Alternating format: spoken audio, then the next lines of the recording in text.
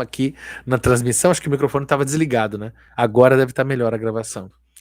Enfim, já quero comentar que não li mesmo o livro inteiro, li vários trechos e me dediquei principalmente à parte da psicanálise, né? Mas é que a gente é leitor, a gente que é teórico da literatura, que é professor há várias décadas, que trabalha com texto, que trabalha com literatura, quando a gente fala não li um livro inteiro, não quer dizer que a gente. Na verdade, eu acho que a gente acaba lendo melhor o livro do que muita gente que acha que leu bem. Porque você vai lendo o livro, você fala, tá, entendi esse argumento, vamos para o próximo ponto. E você dá uma adiantada na leitura, você vai pulando, vai fazendo aquela leitura dinâmica. Eu chamo isso de não ler inteiro. Ler inteiro é quando você lê todas as vírgulas e linhas, né? E ler pulado, não ler inteiro, é quando você pega e fala, não, peraí, tá, entendi, né? Vamos ver, o que mais? E você vai adiantando a leitura e você vê que o argumento é batido, é repisado várias vezes. É um livro muito ruim nesses termos, é um livro muito vergonhoso, é um livro que costuma dar muita vergonha alheia do modo que ele está escrito, porque ela parte desse conceito de ciência que ela trabalha e ela frisa muito, você vê nas entrevistas dela, né? Ela frisa muito a questão das análises quantitativas em ciência. Então, as ciências duras, as ciências sérias, são aquelas capazes de produzir análises quantitativas. O que são análises quantitativas? São análises repletas de gráficos, né, de dados, de amostrais gigantescos que trabalham com estatística, com grandes populações, com grandes volumes de dados, né? E eu não estou desmerecendo isso de forma alguma. A questão é que muitas das ciências não podem ser feitas dessa maneira, a psicanálise, inclusive. E lembrar também que, assim, soa engraçado, porque grande parte dos psicanalistas não estão preocupados em se colocar como cientistas, né? E sim trabalhar a psicanálise como um conhecimento acadêmico, com certeza. Né? Um conhecimento acadêmico, né? Estudado nas universidades, nos cursos de psicologia, nos cursos de pós-graduação de psicologia, de psiquiatria, de filosofia, né? De lógica, de linguagem, né? E sendo um conhecimento acadêmico, é um conhecimento que faz que contribui para a crítica das ciências e mais, para a reflexão sobre os limites da aplicabilidade e das possibilidades da ciência. Então, chegar agora, em pleno século XXI, dizendo a psicanálise não é ciência, soa engraçado, ou mais, a psicanálise é pseudociência. Porque quando você coloca em termos de ou é ciência ou é pseudociência, você, por exemplo, o que faz com a filosofia? Que não é pseudociência, mas também não é ciência, né? Existem matizes diferentes, né? Soa engraçado, para não dizer ridículo, um cientista do nível como Natália Pasternak trazer um argumento tão primário, tão ingênuo, tão bobo, e é tão bobo que a gente fica perguntando, será que é um bobo ensaiado? Porque assim, ou é ciência ou é pseudociência.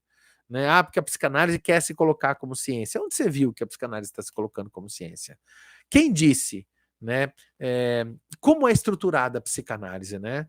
Como ela se estrutura? Existem diferentes polos de psicanálise, diferentes associações de psicanalistas que se organizam em polos para estudar textos de Freud, de Jung, de Melanie Klein, de Bion, e tudo isso é psicanálise. Né? Você vai dizer que todos eles concordam nessas dimensões científicas? Claro que não. Isso é um debate. Né? Quando você está trabalhando com ciências humanas, está trabalhando com filosofia, você está trabalhando com psicanálise, você está trabalhando com um debate, você está trabalhando com um limiar, né, do conhecimento e que roça as ciências, penetra o mundo das ciências até mais duras e por vezes sai dele.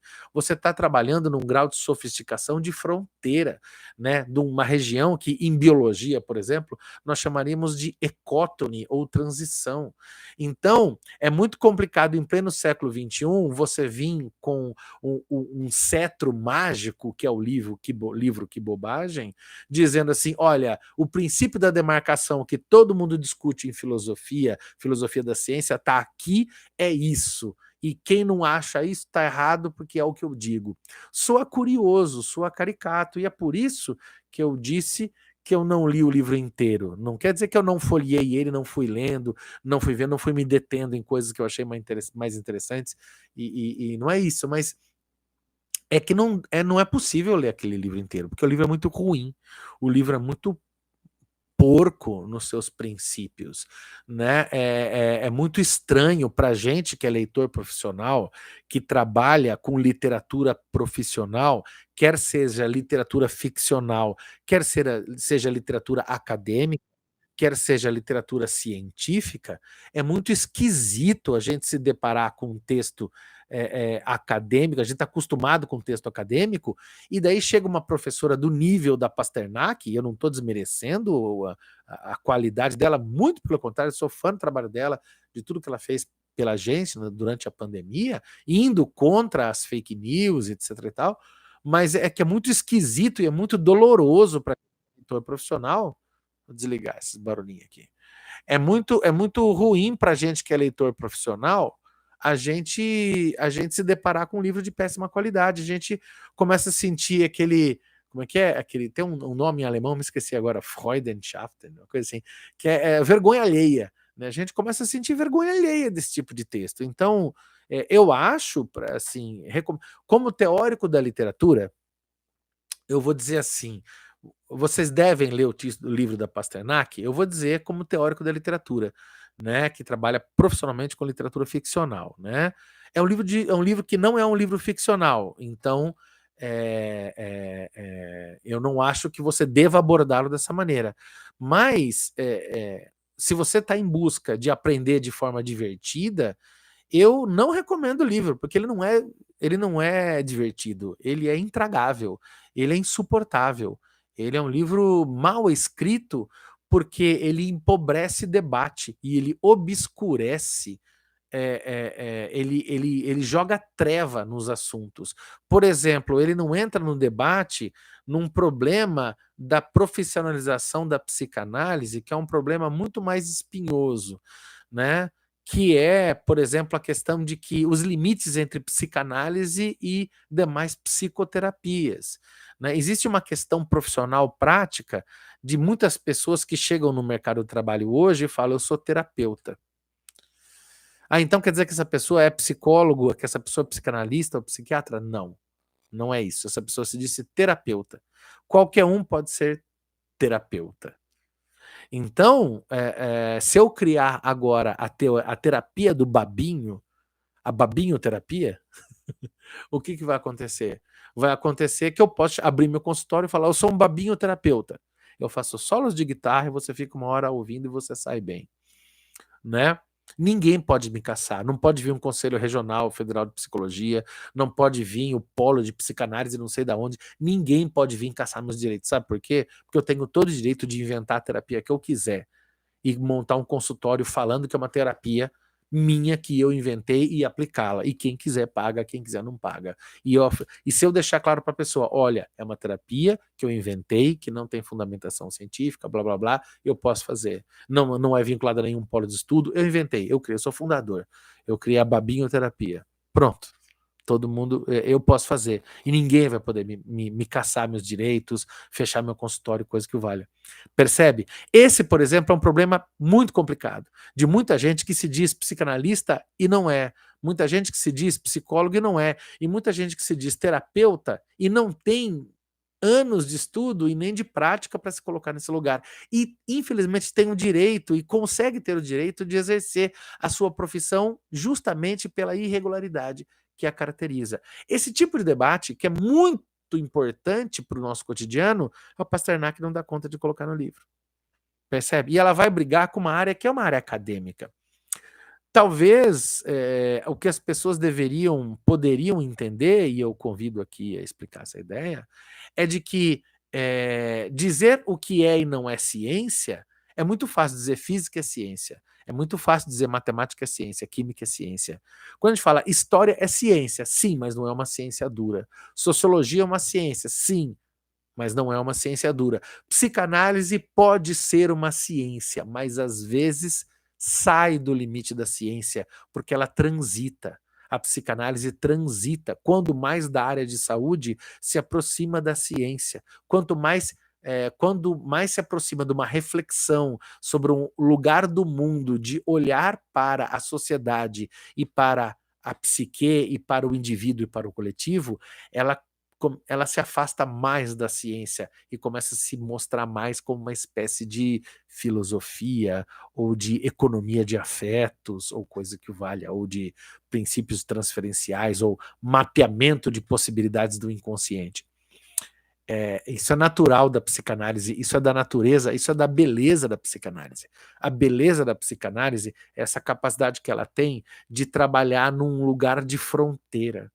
E é muito miserável a gente ver uma grande pesquisadora que não entende de psicanálise, que não sabe nada do que está falando sobre ciências humanas e tal, e psicanálise, e fazer uma afirmação como essa, entendeu? Tratar como algo como sendo binário, ou é ou não é, ou tá certo ou tá errado, ou é nos meus termos ou não é em termo nenhum, percebe? Então, tudo isso que eu estou falando para explicar sobre quando eu disse não li o livro. Não é que eu não li o livro que eu bati o olho. Não, não, não, não é isso. É que você começa a ler o livro e você fala, nossa, começa a dar vergonha. Em nenhum momento ela dá sustentação àquilo que ela está falando, porque ela quer falar das ciências. Se ela quisesse falar, olha, as ciências duras, as ciências biológicas, das áreas de biológicas vinculadas à saúde, bom, tudo bem, a psicanálise não é. A história também não, entendeu? Percebe? Agora, quando ela vai para a questão do que é ciência e ela não mostra para as pessoas que o que as pessoas deveriam compreender é que a psicanálise é uma área de conhecimento acadêmico, que tem publicações, né, e que circunda pelo mundo acadêmico, por um lugar de produção intelectual, e que conversa com outras áreas do conhecimento, como antropologia, como filosofia, história, literatura, teoria literária, enfim. E está em diálogo, medicina, está em diálogo com essas coisas, mas transita entre um fazer científico e um fazer que é mais filosófico do que científico. Bom, é uma pena, né? É uma pena. Mas a gente vai falar mais sobre isso numa live, numa próxima live, e a gente vai falar mais sobre isso no próximo vídeo. Tá bom? Hoje foi um teste, eu queria inaugurar aqui o escritório novo, o espaço novo com vocês, queria agradecer a presença e essa semana vai ter vídeo.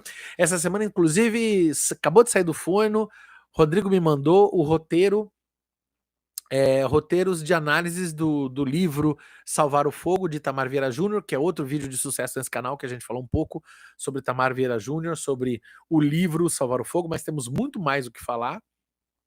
E também sobre os desdobramentos que a gente vê na leitura do livro Salvar o Fogo, partindo para análise crítica de uma obra de um crítico literário inglês chamado Terry Eagleton. Acho que é inglês, é escocês? Acho que ele é inglês. Tá? É ali da Grã-Bretanha. Tá bom? É isso. Era para inaugurar, que eu estava ávido de inaugurar o espaço novo, as novas possibilidades do nosso canal. Muito obrigado pela participação, muito obrigado pelas polêmicas, muito obrigado por se inscrever no canal. Teve muita gente que foi até grossa, que foi até tosquinha nos comentários. Vai ter resposta. Todo mundo quer treta. Mas assim, mesmo quem foi mais ácido nas formulações, eu super entendo. Eu sei que as pessoas estão querendo criar partido. Você é do time Pasternak ou não? E eu não vou, eu não me coloco, né? Eu não entro nessa. Eu não vou entrar nessa questão. Eu só acho que o livro é ruim. Como um leitor profissional e como um teórico da literatura e um leitor profissional de áreas acadêmicas, porque minha formação não é só literatura, eu vim da história. Eu fiz 2 anos de psicologia, que eu não terminei, eu tenho 2 anos de psicologia na USP. Abraço para a turma aí da 34ª, que vai se encontrar esse mês aí, né? Para os meus amigos, que eu acabei não me formando, eu saí da psicologia para fazer história. Eu sou formado em história, eu sou pós-graduado em história, e também mestre e doutor em teoria literária. Então, assim, como alguém que está na teoria literária, que não é ciência dura, né? Mas que dialoga com a ciência, e como alguém que é historiador, que faz um tipo de ciência que não é a ciência que a Pasternak promove, promulga e conclama, como um leitor profissional dessas áreas de ciências humanas, letras e artes, e críticas de letras e artes, eu posso dizer que é um livro muito ruim. É um livro que parte de premissas muito simplistas e enganadoras. E que, veja, não é das pessoas que eu estou falando, dos autores. Nem dela nem do marido. Eu estou falando do livro. O livro é um livro ruim, é um livro mal elaborado e é um livro que tenta trazer debates muito arcaicos e já superados e tenta requentar esses debates para tentar promover buzz, para promover sucesso de si mesmo e para ganhar dinheiro. E acredito que por um certo vínculo ideológico com determinadas áreas que querem disputar território. E, se não me engano, é Lacan, da psicanálise, né? Que chama esse tipo de retórica, de disputa por atenção, né? De síndrome do Le Petit Pipi, né? Todos com seus pipis pequenos, mas tentando disputar quem tem o maior, né? Se não me engano, eu não sou psicanalista, eu tô falando de orelhada, é muito difícil ler Lacan, eu li uma coisa ou outra, é muito chato ler Lacan, falaria a mesma coisa, não do mesmo jeito, falaria isso de Lacan, Lacan é muito chato ler Lacan, é muito difícil ler Lacan, e não é só porque é difícil, porque é chato. Muita gente, Carlo Ginzburg é difícil, mas é uma delícia ler Carlo Ginzburg, historiador italiano, né? Já Lacan não, Lacan é chato pra dedéu, às vezes é insuportável, tá? Freud não, Freud é uma delícia ler Freud. O Freud ganhou o prêmio Goethe de literatura no começo do século XX, né? Então, é isso, tá? O livro é ruim, é um livro ruim, chato de ler. Para quem é profissional da área de ciências humanas, é muito chato. É muito assim, fala, nossa, sério? Sério que você está repisando esse debate? Sério que você está colocando numa chave com cara de nova? Você tá vendendo aquela coxinha velha da padaria e falando que é chique, mas e falando que ela é chique, botando chantilly em cima e falando que é novidade? Sério que você está fazendo isso? Assim, pra gente que é profissional de ciências humanas, cheira tosquinho. Desculpa, Pasternak, aí é só minha opinião, né? Eu não sou cientista, então eu posso dar a opinião que eu quiser, não é? É sobre isso, tá bom? Super obrigado, super prazer estar aqui. Espero que tenha dado certo essa live. Eu não tinha feito live no canal ainda, há muitos anos que eu não faço uma live. Espero que tenha funcionado, tá bom? É nóis! Sejam todos muito bem-vindos ao nosso canal Cultura Crítica. Essa semana vai ter mais vídeo. É nóis! Valeu, valeu, valeu, valeu, valeu.